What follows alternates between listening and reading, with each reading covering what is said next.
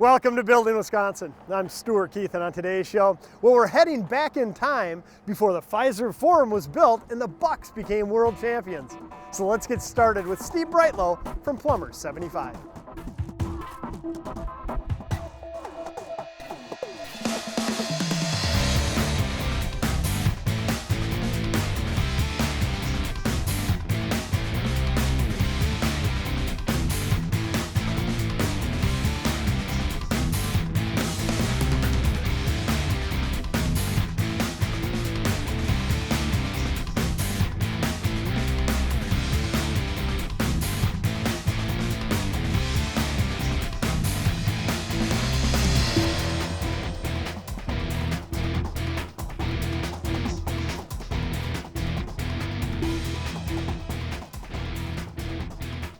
Well, Steve, it seems like it was only yesterday, but it was actually over 10 years ago we started Building Wisconsin with the first show right here on this site that used to be a desert, essentially, for the new Moderne, and boy, is this area thriving.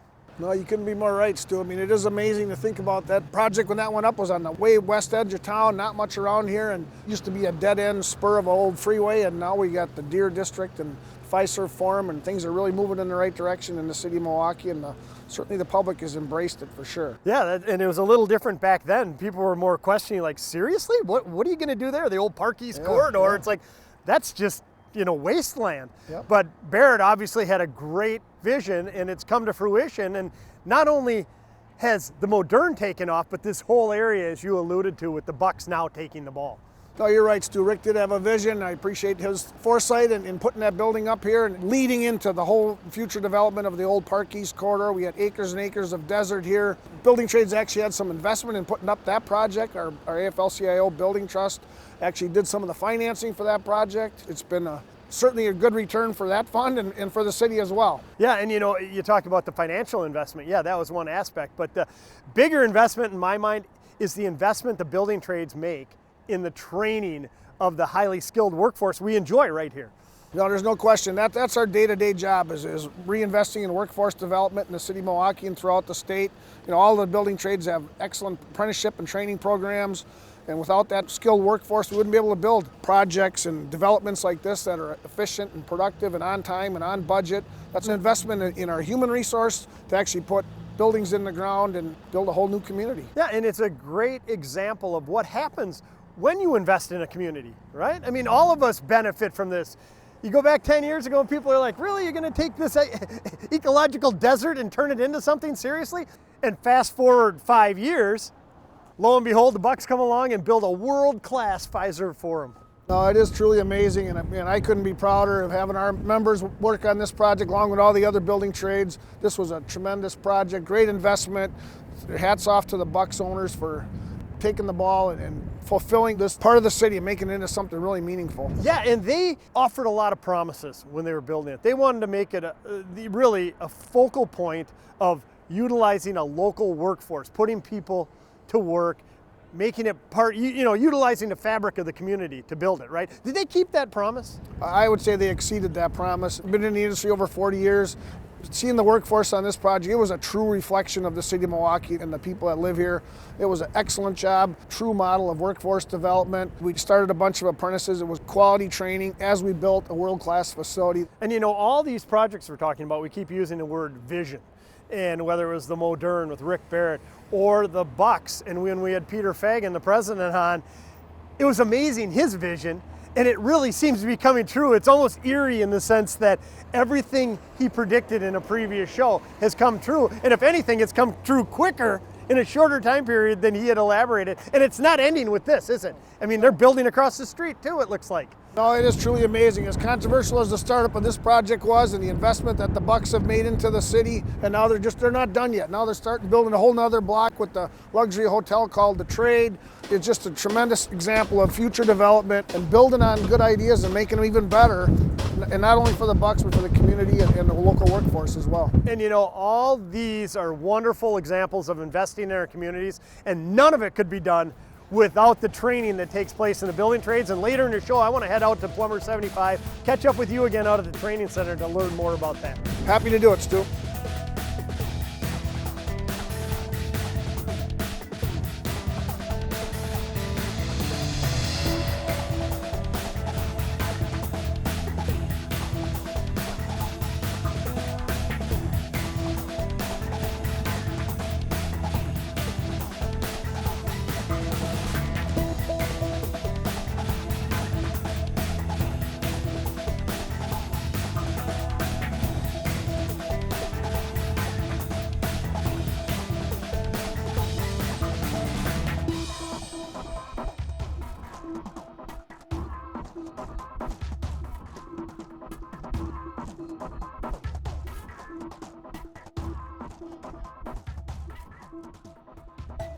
it seems to me you're trying to create the Bucks as a state franchise, something we can all be proud of, make this a destination. And when we talk about vision and the Bucks' vision for this entertainment district along with the new arena, is that really at the forefront? Let's embrace all of us, make it a Wisconsin team? Oh, without a question. We've got to be in the fabric. I mean, we've got two great teams in the Brewers and the Packers, which really are destinations for the region, for the state. And that's what we've got to really create. We've got to be the NBA team that is Wisconsin's state team. And we've got to build a roadmap to do that. So having our preseason in Madison is a big deal. Like having players visit from Eau Claire to Fond du Lac. Those are big deals, and we're all about that. So how do we create this fantastic development that actually brings people towards us and, more importantly, pours back out across the state? I encourage anybody from out of Milwaukee area to come on downtown, look at what's here now, and envision the future, because you're going to embrace it. You can't help but embrace what you guys are doing. And say 10 years from now, what do you think I'm going to see walking down 4th Street? So you have a championship team, you have an unbelievable development, and the enthusiasm that brings to an entire community, an entire state, you can't even measure it. And you're seeing a vibrant energy where new businesses are flourishing. You're seeing where people are coming to stay in hotels, to go to conventions. You're seeing an entertainment venue that does over 200 family and sports shows. You are really seeing the epicenter of what would be fun and great about the state of Wisconsin. Oh, I can't wait to experience it. And you know, when I look at it and what I've learned, this truly is building Wisconsin at its finest. I mean, we're investing, you're investing, the community's investing in where we live to raise the quality of life for everybody, not unlike what our parents and grandparents did for us. You know, I can't wait to see the end result. I appreciate you coming on and sharing your vision. Thanks so much for having me.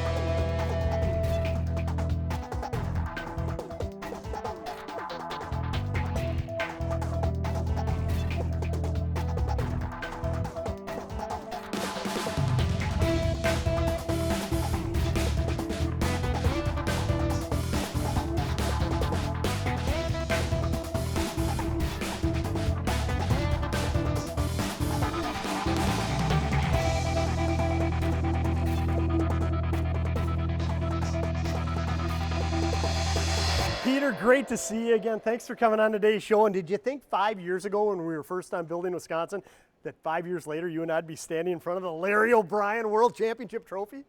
I mean, maybe I've dreamt about it, maybe said it like I believed it, but boy, when it becomes real, it's a whole different thing. I'm going to call you Peter Nostradamus from now on, because we talked a lot back 5 years ago, right? And you told us about the vision the new ownership had for not only the Milwaukee Bucks, but for the city as a whole. And you mentioned a new stadium. We're standing in it. You talked about a championship. Here's the trophy. And you also talked about how the area, the Deer District outside, would become the new hub of Milwaukee. And honestly, I thought it was a little far-reaching on your part. I mean, the team and the area had really failed to reach its full potential, but how did you do it? I think we planned to be lucky, to take advantage of it. I mean, we had a plan, we had a roadmap, and then we had things fall in place. And I think the accelerant is you get out of 18 months of a pandemic where we're all shut down, especially sports entertainment, and then you make an NBA Finals run and win a championship. You recognize what bringing 60,000 people down to the Deer District is like, how to light up a neighborhood. You realize what a parade does. You realize what it does for awareness, not only locally, but globally. Was just such a shot in the arm for us to continue and reset and continue to build. Well, long before we got to that stage and all the celebrating, it all started back with the construction, the tradesmen and women building this facility. And earlier in the show, we were talking with Steve Breitlow from the Plumbers Union, and he was telling us about the promises and the commitments you kept when building this arena and doing it with local tradesmen and women and using Wisconsin companies. Why were those partnerships so important to the new ownership? Well, I think number one reason is it's the right thing to do. Like when you're looking to boost the economy, when we got some public help, like what else can you do but reinvest, locally, and certainly in the state of Wisconsin.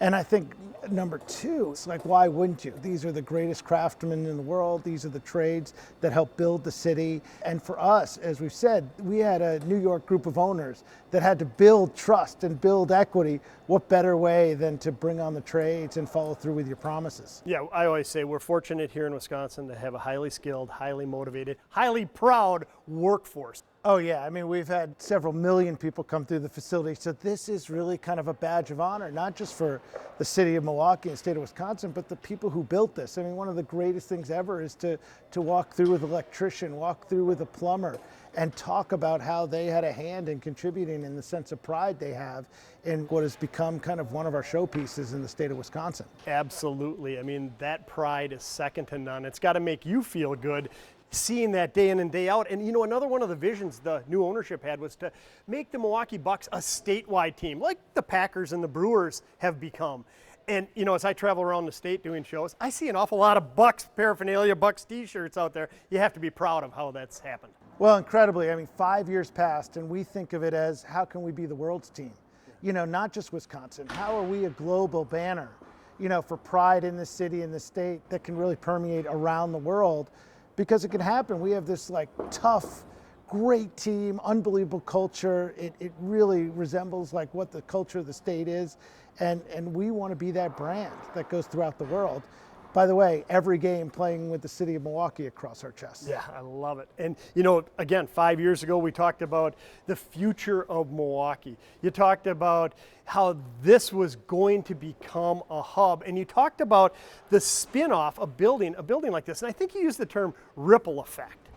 And that is where you said it resonates out and comes back in. Can you share with our viewers again what you meant by that? Yeah, I think, you know, it comes from our owners like Wes, Mark, Jamie, Mike. I mean, they sit there and say, how do we be the example? Innovate, get economic development, invest in the land, and let others follow. And that's what's happened, you know, in a big way. Whether you look at it at the Park East Corridor, intimately right next to us, and what development has happened in the last 5 years, you look in the city of Milwaukee, or you look even greater into the state of Wisconsin, really kind of starting 5 years ago was a renaissance in development that, like, we hope we had a contribution to. Oh, I think it was more than hope. You guys are at the epicenter of that contribution of development. And you have some exciting development going on. I mean, you didn't rest on your laurels and say, we did our part, now bring in outside business. You guys actually have some construction going on. Yeah, I mean, we just broke ground on a hotel, which will change the dynamics of the neighborhood to bring people to stay here as well as locals to enjoy like an unbelievable restaurant and bar. But really, how do you build a new 200-room plus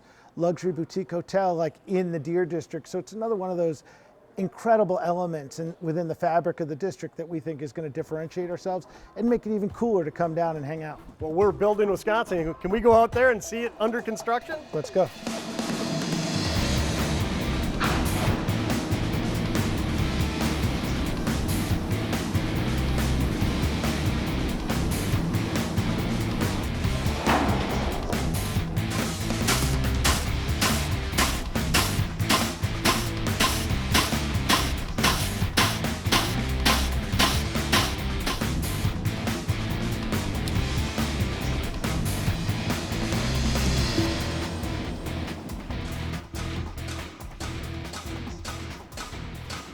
Stu, this is what I was talking about. Look, already underway.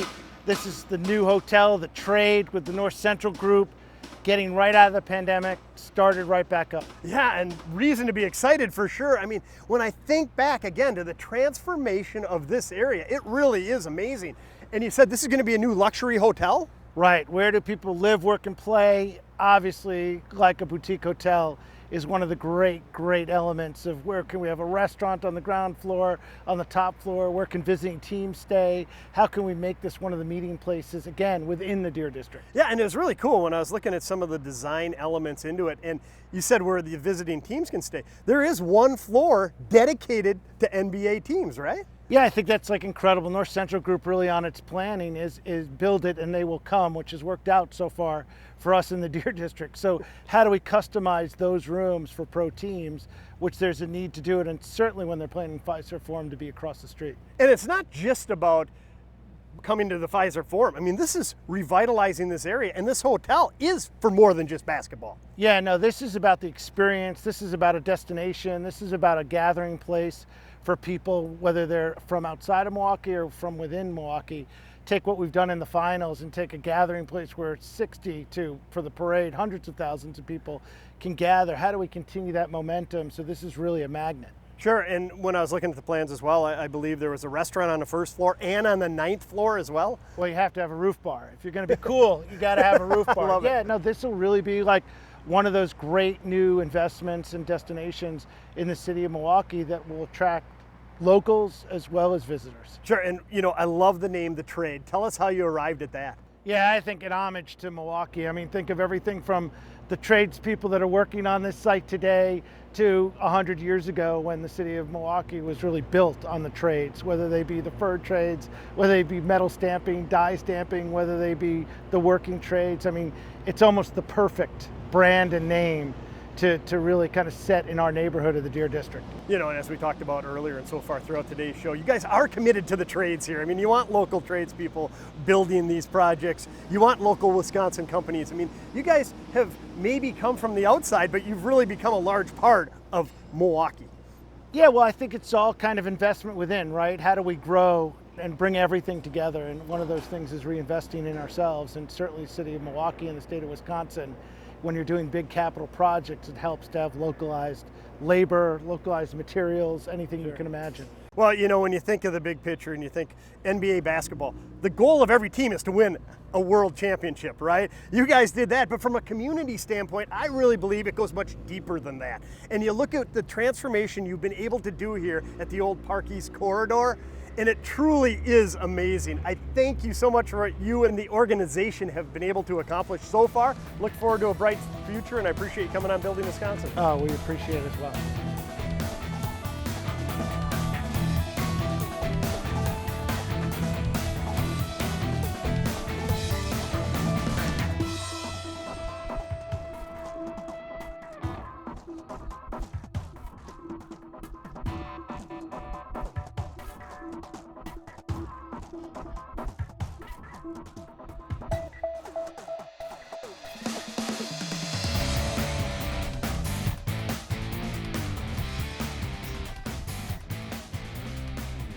Well, Steve, I got to tell you, it's been a fun show, this journey down memory lane, and I still can't believe it was 10 years ago that we did the first Building Wisconsin episode at the Moderne, and then all the development with the Deer District, Fiserv Forum, now the trade, that luxury hotel going up, and talking to Peter, the future looks bright. There's still a lot of vision for more development down there, and we've mentioned it takes a vision, but more importantly, it takes a highly trained workforce to do it. And that's why we wanted to end today's show out at your training center in Milwaukee, Plumbers 75 Training Center, and learn more about the training process. And it looks busier than ever today.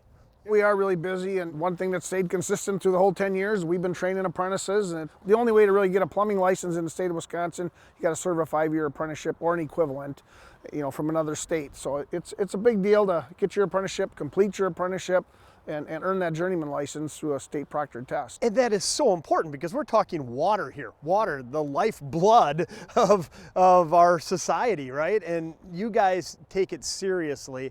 It's like a college. All my experience seeing all the different trades around here, this is first class. It's a college education they're getting. Like, for instance, how many instructors do you have here? We got 3 full-time day school instructors and about 30 night school instructors doing various classes between apprenticeship and continuing ed. So really, they're getting a college degree here. I mean, they have to do all that coursework and on the job. Yeah, and the technology has changed, so now we're doing drawings on CAD and Revit. Everything is getting more technical, harder to do it, so the expectations are higher than ever.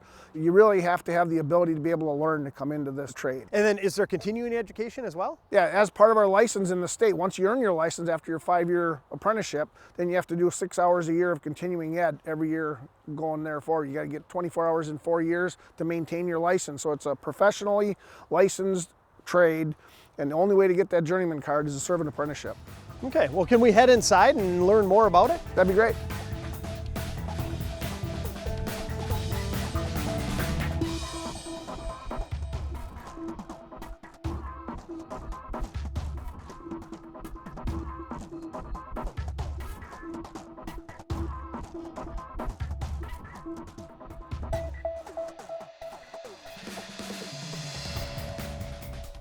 Well, Steve, looks like this is one of your classrooms, and it's a great example of how much this looks like a college setting, but even more, what plumbers have to learn these days. I mean, these are all CAD systems, right?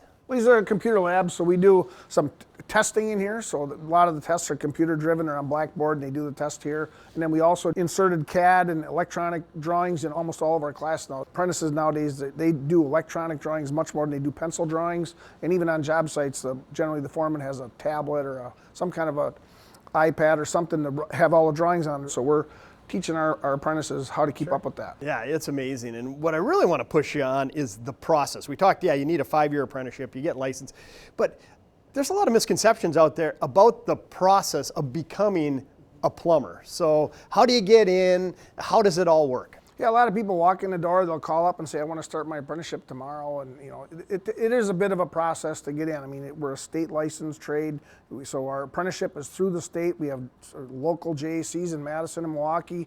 So if somebody wants to get in the trade, we have a portal set up. So go to that portal. That'll get you on your path. You fill out a small survey, get you in line to take the aptitude test, go into orientation. Then after that, they get what's called a letter of introduction, which says they've gone through the steps, that they're ready to become an apprentice. And they have to find an employer to put them to work as an apprentice. Most of the time they start as a pre-apprentice or go to work in the shop doing something ahead of time before they actually start their apprenticeship. Sure, there's lots of signatory plumbing contractors out there, but again, a lot of people don't realize that you have to go through all these steps to get the letter of introduction, and then it's up to you to go out and contact those signatory contractors and see if you can get in. And it's not just, hey, I want to be a plumber and sign me up. You might have to go push a broom for a while. You might have to do something to get in and show that you're a dependable worker and a hard worker before they decide to pay for your apprenticeship or get you enrolled into an apprenticeship. Exactly. Here at the union, we don't hire the apprentice. We train the apprentices, and we work with our employers to do that. Even the training is managed jointly. Labor management sit on the JAC committee, a joint apprenticeship committee, and that's who determines how the training evolves, and we do that as a team. Yeah, who pays for it? If I'm fortunate enough to get through all the initial steps, get my letter of introduction, and go get hired, who pays for this school? Well, that's another thing the union does, is we negotiate a collective bargaining wage package. So out of that wage package that we negotiate with our employers, we have our members allocate a certain amount of their wage package to pay for their own training. It's important to each individual member, and it's important to the group, and it's important to society that we train and we have highly qualified people putting in plumbing in the state of Wisconsin. Sure, it makes total sense to me. And what I love about that is it's self-funded. No tax dollars in there. A lot of people, I'll be getting gas at a gas station. They're like, come on, there's no tax dollars put in there. They got to get something. No, it's not. That's the beauty of this system. Exactly. Our members invest in themselves in their own training, and it's a benefit to the employers and our own members to be able to advance themselves and keep up with the industry. And there are some other misconceptions I'd like to run by you. I know one of them is like, well, I talked to a parent and they're like, my son or daughter, I think they're just going to go into the trades. Like they're not really cut out for college. Not a big deal. I'm like, it is a big deal to get in, isn't it? No, I mean, there's a lot of people say, oh, maybe give it a try. Well, it's not something you want to try. It's a decision, it's a lifestyle, it's a culture. You got to be able to be mobile. Rarely you're on a job for more than 6 months. Many jobs are 1 or 2 days or 2 weeks. Our job is to finish a job, but then there's another job. So that's how we build a career out of building multiple jobs and completing them on time and on budget. Sure, and as I understand it, I mean, there's a chance that I could get hired by a contractor and get my apprenticeship and stay with that contractor forever. But there's also a chance if I'm like, hey, I want to move over to this project with a different contractor. I mean, it's really like a free agent in sports at times. A lot of times we have what we call business agents who actually help place folks. If a contractor slows down a little bit and they didn't get a couple big jobs and some other contractor got them, members get laid off, we'll put them to the contractor who does have the work. But their health care stays the same, their pension stays the same, their pay stays the same. We have a collective bargaining agreement that covers that, so no matter which contractor you work with us, you know where your benefits are going to be and you know what your pay is going to be, just a different color hard hat sometimes. Yeah, great peace of mind. And again, we're not minimizing the hard work that goes in. And that's my final misconception is people are like, oh, sure, once you get into the union, you're set for life. You don't even, you're on the gravy train. Nothing could be further than the truth though, right? Expectations have never been higher per hour, per day, what a plumber has to put in. I mean, with the tools, the technology, we have less people on a job than there were 20 years ago. So with the work we did with 3 people 20 years ago, we're doing with 1. Sure. So the expectations are higher than ever, the skill requirements are higher than ever, and the productivity requirements are higher than ever. But again, if you're a hardworking individual dedicated to the career and you're one of the lucky ones that gets through the 5-year apprenticeship, gets hired on with a contractor, it's a very rewarding career. I mean, how does the future look for hiring more individuals? Well, the future looks great, and you're right, it is a very rewarding career, and the apprenticeship is just the beginning of it. We have multiple facets of our industry. Some plumbers, as they complete their apprenticeship, they'll go into the service industry, go into residential market more, they'll go into commercial hospital work. Sure. Well, variety is the spice of life, and the plumbing offers a lot of variety throughout a lifelong career, that's for sure. Yep. This has been a great show. It's been fun walking down memory lane. I appreciate you coming on, and I hope in another 10 years we're back here doing the same thing. Looking forward to it, Stu.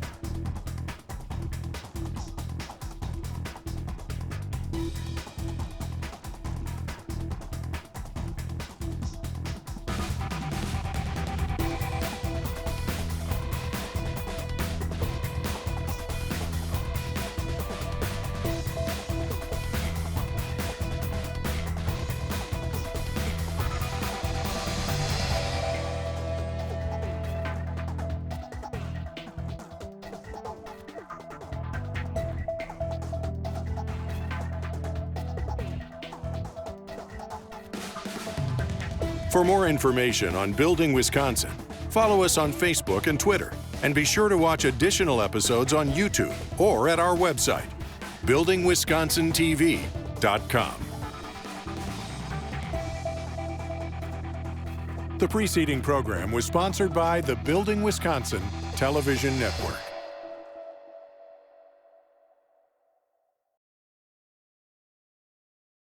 Cut.